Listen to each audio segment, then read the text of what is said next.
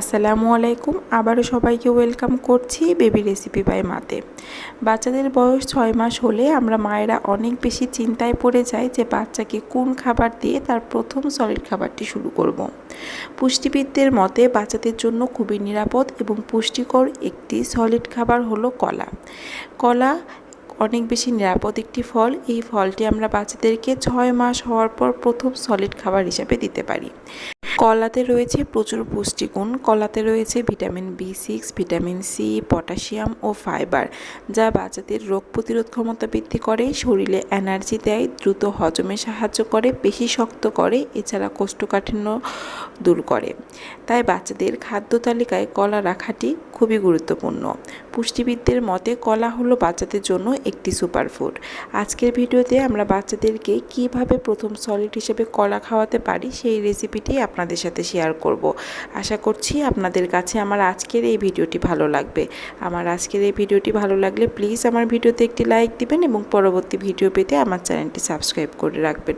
এখানে আর কথা বাড়াচ্ছি না, সরাসরি চলে যাচ্ছি মূল ভিডিওয়। তো এজন্য আমি প্রথমেই নিয়ে নিয়েছি একটি কলা। বাচ্চাদের ক্ষেত্রে কলা নির্বাচন করার সময় অবশ্যই পাকা কলা নির্বাচন করতে হবে। পাকা কলা ছাড়া আধা পাকা বা আঁশযুক্ত কলা বাচ্চাদের খাবারে অ্যাড করা যাবে না। আর অনেক সময় বাচ্চাদেরকে আমরা বিচিযুক্ত যেই কলা খাওয়াই সেই কলাটিও বাচ্চাদের খাওয়ানো থেকে বিরত থাকতে হবে। এখানে আমি একটি কলা নিয়ে নিয়েছি এবং এই কলা খুব ভালোভাবে খোসা ছাড়িয়ে নিচ্ছি এবং কলার গায়ে যে ছোট ছোট আঁশ থাকে সেই আঁশগুলো আমি ছাড়িয়ে নিচ্ছি। এখন একটি কাঁটা চামচের সাহায্যে খুব ভালোভাবে আমি এই কলাগুলোকে স্ম্যাশ করে নিব, যাতে করে কোনো ধরনের কোনো দানা না থাকে। যেহেতু আমরা এই খাবারটি 6 মাসের বাচ্চাকে খাওয়াবো, তাই এমনভাবে এটি স্ম্যাশ করে নিতে হবে যাতে করে কোনো দানা না থাকে এবং বাচ্চার গলায় কোনোভাবে আটকে না যায়। খুব ভালোভাবে আমি এখানে স্ম্যাশ করে নিচ্ছি। আপনারা চাইলে এ পর্যায়ে ব্লেন্ডারেও ব্লেন্ড করে নিতে পারেন। বাস আমি দেখেন খুব ভালোভাবে এটি স্ম্যাশ করে নিয়েছি। আমরা কিন্তু এভাবেই বাচ্চাকে খাওয়াতে পারি। কলা খুবই পুষ্টিকর এবং মিষ্টি ফল হওয়ার কারণে বাচ্চারা খুব সহজে এটি খেয়ে নিতে পারে এবং এটি অনেক বেশি পিচ্ছিল হওয়ার কারণে বাচ্চারা খুব সহজে এটি গিলতে পারে।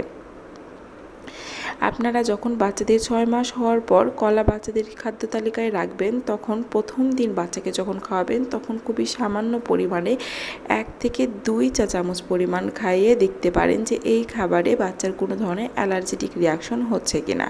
বা অবশ্যই সবসময় মনে রাখবেন যে বাচ্চাদেরকে আমরা যখন প্রথম সলিড খাবারটা শুরু করাবো, সেটা প্রত্যেকটা খাবার বাচ্চাদেরকে খাবারের সঙ্গে ইন্ট্রোডিউস করাবো। বাচ্চাদেরকে একেবারে বেশি পরিমাণে খাওয়াতে যাবেন না, এতে করে বাচ্চাদের নানা ধরনের সমস্যা হতে পারে।